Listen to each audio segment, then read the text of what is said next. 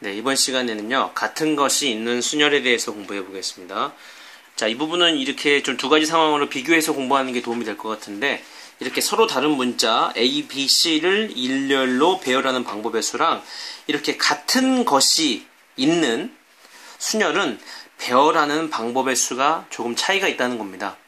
예를 들어볼까요? 자, 이렇게 A, B, C를 일렬로 배열하는 방법의 수는 이렇게 쭉 정말 원초적으로 다 나열을 해보면 이렇게 총 6가지, 다시 말해서 우리가 공부했듯이 A, B, C를 줄 세우는 것과 같기 때문에 3팩토리얼이어서 6개거든요. 그잖아요. 그죠? 그런데 A, A, C를 일렬로 배열하는 방법의 가지수는 당연히 문자가 똑같기 때문에 A, A, C 아니면 또 뭐가 있어요?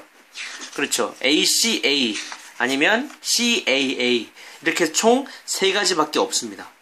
그런데 따라서 답은 이거를 일렬로 배열하는 방법의 가지수는 3개인데 이게 만약에 이제 문자의 종류가 많아진다면 이걸 이렇게 일렬로 쭉 다 이렇게 한 번에 이렇게 쫙 내가 직접적으로 나열하는 것이 굉장히 힘들기 때문에 이것을 이런 상황으로 바꾸어 생각하는 겁니다. 여기가 핵심 포인트라고 볼 수 있어요.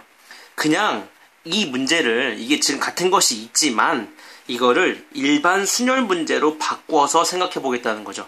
여기서 지금 AA라는 같은 문자가 있었지만 이것을 구별해서요. 앞에 거를 A1, 뒤에 거를 A2라고 놓자는 겁니다.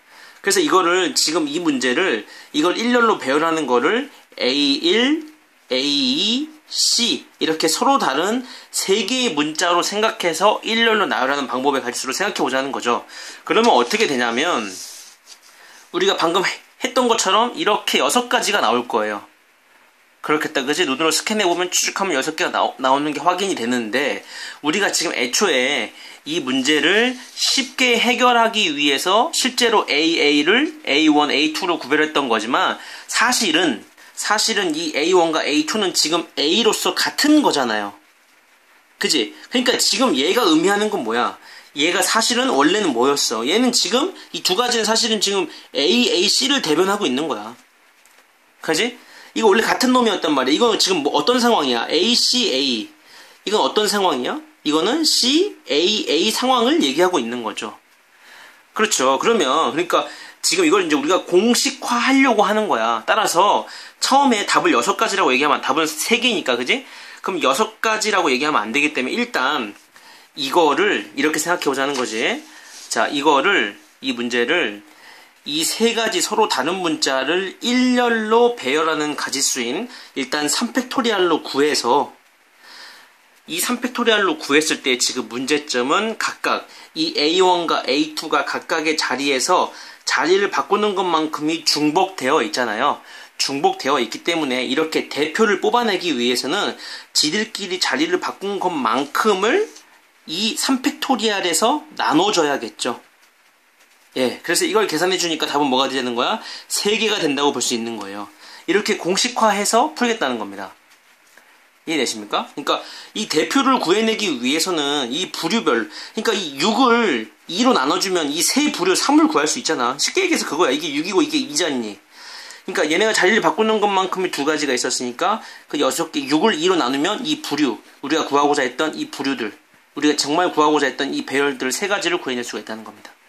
그러니까 무슨 소리냐면 예를 들어서 만약에 이 문제를 해결하라고 하면 자, 이 같은 것이 있는 순열을 이 문제가 총 순열의 개수가 몇 개냐고 물어보면 일단 다른 문자로 취급하라는 거야. 일단 다른 문자로 취급해. B, C는 이거 원래 다르니까 냅두고 A, A, A가 새로 중복되어 있지만 다른 문자로 취급해서 5팩토리얼로 구해준 다음에 실제로 이걸로 배열하게 되면 얘네들이 자리를 바꾸는 것만큼이 여기 중복되어 있으니 그 대표를 구하기 위해서는 얘네들이 자리를 바꾸는 것만큼으로 나눠주면은 딱 정확하게 답이 들어맞는다는 거지.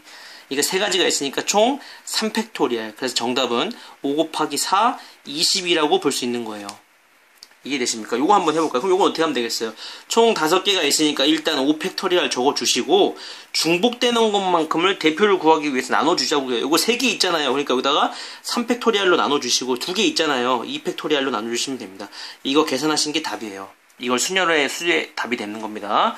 자, 그러면 이거를 응용해서요. 정말 중요한 최단 경로의 수 구하는 문제를 해결해 볼 수 있는데, 최단 경로라고 하는 건 뭐냐면, 예를 들면 A에서 B까지 가는데 최단 경로로 가라는 거야. 최단 경로로 간다면 예를 들면 뭐 이렇게 가는 게 있겠지. 그러니까 만약에 이렇게 갔다가 다시 내려갔다가 다시 돌아갔다가 다시 올라갔다 이런 식으로 가지 말고 최단 경로로 가자는 거죠. 이거를요, 같은 것이 있는 순열을 이용하면 정말 쉽게 구해줄 수가 있습니다. 해결 방법을 미리 제시해 보죠. 자, 오른쪽으로 가는 거를 A라고 보고요, 위쪽으로 가는 거를 B라고 봅시다. 오른쪽으로 가는 거를 A, 위쪽으로 가는 걸 B라고 보면, 예를 들면 이 상황은 어떻게 가는 겁니까? 이 상황은요, 그렇죠, A 갔다가 B 갔다가 A 갔다가 B 갔다가 A B A 이렇게 가는 거예요. 이런 최단 경로를 그 배열 자체가 얘기해 주는 거죠. 그러면 최단 경로의 수를 구하는 방법은 결국 이렇게 가는 거죠. 오른쪽으로 4번 가고 위쪽으로 2번만 가면 되는 거거든요.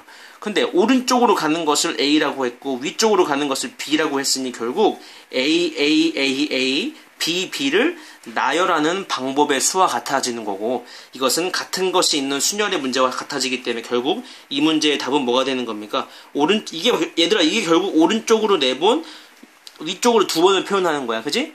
따라서 이 문제의 답은 전체 6개니까 6팩토리알에서 개수 4팩토리알, 개수 2팩토리알로 나눠주는 것을 계산한 것과 같습니다. 정답은 그러니까 6 곱하기 5에다가 2로 나눠주니까 정답은 15가지라고 볼 수가 있습니다. 여기까지입니다.